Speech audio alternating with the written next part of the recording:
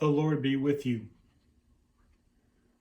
When you have lost something or someone precious, it is easy to forget that the Lord gives and the Lord takes away. And it is even easier to forget that God does not owe us a reason. In the book Steps of a Fellow Struggler is a story about John Claypool. John Claypool was a pastor in Louisville, Kentucky, many years ago. He and his wife lost their daughter, Laura Lou, to leukemia. He later explained his loss by telling a story from his childhood. During World War II, his family didn't own a washing machine, and since gas was rationed, they couldn't afford to drive to a laundry. Keeping their clothes clean became a challenge. John's neighbor went into the service, and his wife moved in with her family. They offered to let John's family use their Bendix wringer washer while they were gone. They reasoned it would be better for it to be used than to sit rusting on the porch. Even though he was young, Johnny helped with the family's laundry, and he said he developed a fondness for that old green Bendix. When the war ended, his neighbors returned, and of course they reclaimed their washing machine. Over the course of the war, young John had actually forgotten that the machine was loaned to them. So when the neighbors removed it, John was upset and angry that they would take his washing machine. His mother sat down and said, "John, you must remember that the washing machine never belonged to us in the first place.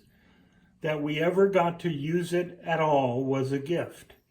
So instead of being mad at it being taken away, let us use this as an occasion to be thankful that we ever had it at all." John Claypool would say years later that he struggled with the death of 8-year-old Laura Lou until he remembered that green Bendix. He wrote, "When I remember that Laura Lou was a gift, pure and simple, something I neither earned or deserved nor had a right to in any way, and when I remember that the appropriate response to a gift, even when it is taken away, is gratitude, then I am better able to try and thank God that I was ever given her in the first place." I'm sure you heard it.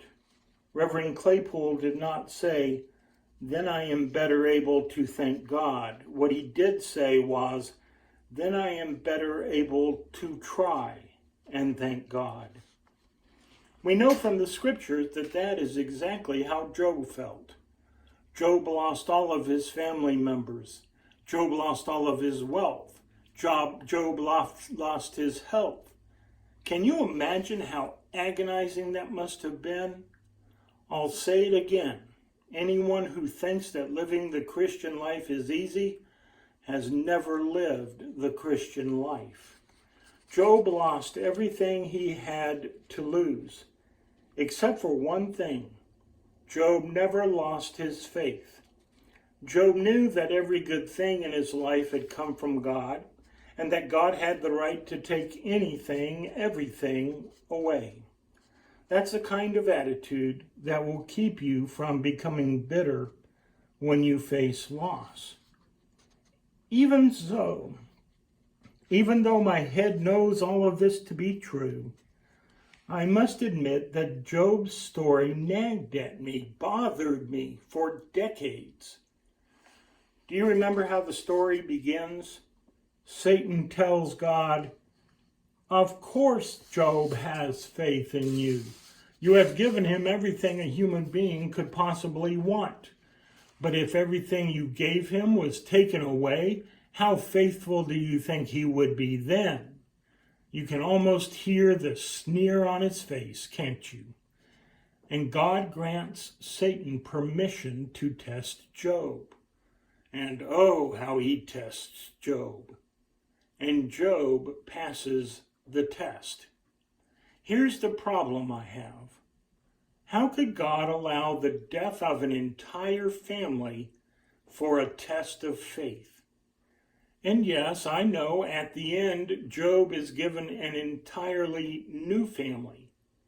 I know this, but for literally decades, I had a hard time wondering how I would feel if I had been a member of Job's first family.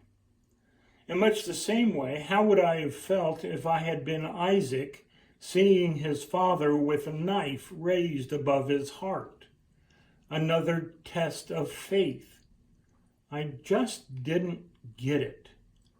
I saw the life of family members as too high a price to prove faith and love.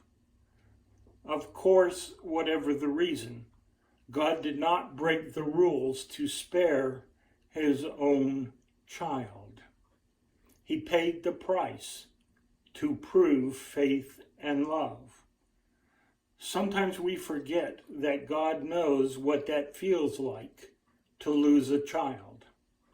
I have finally understood what it is I needed to learn. Job's second family was a new beginning.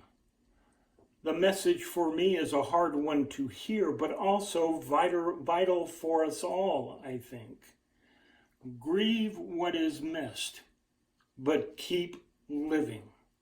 No matter what, keep living.